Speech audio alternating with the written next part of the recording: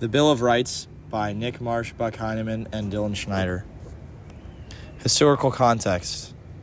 So after the U.S. Constitution was written in the year 1787, many people, especially anti-federalists, they were worried it gave too much power to the federal government and it didn't protect individuals' rights.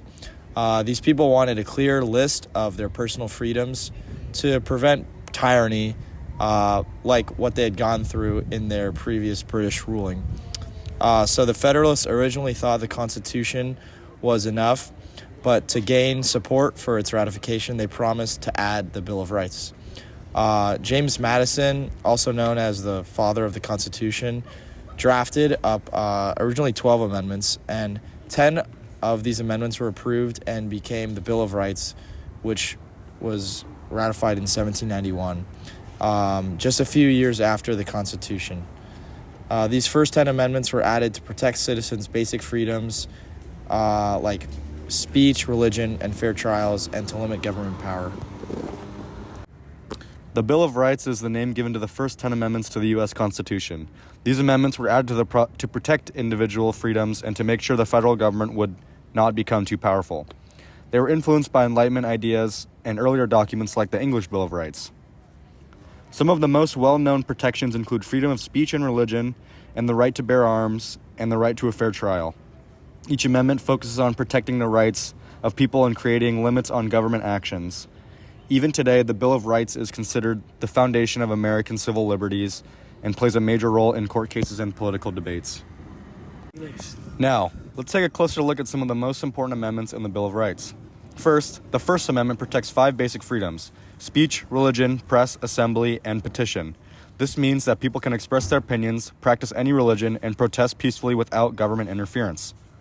Next, the Second Amendment gives people the right to keep and bear arms. It is one of the most debated amendments today, especially when it comes to gun control laws.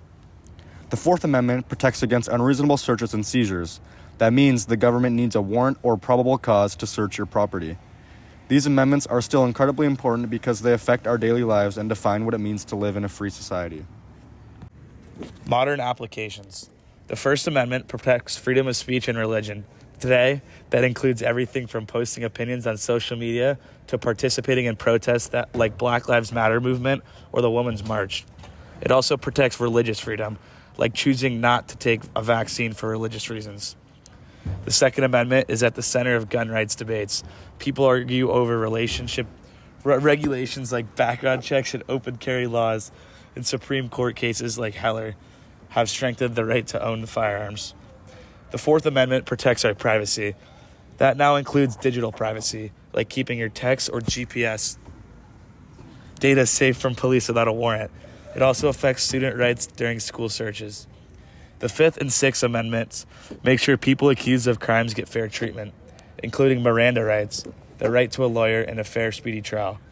The Eighth Amendment prevents cruel and unusual punishment, which plays a role in debates over the death penalty, prison conditions, and how we sentence minors. Finally, the Ninth and Tenth Amendments protects rights not listed in the Constitution and give states power. They come up in big issues like abortion, which was Dobbs' case, marijuana laws, and public health policies.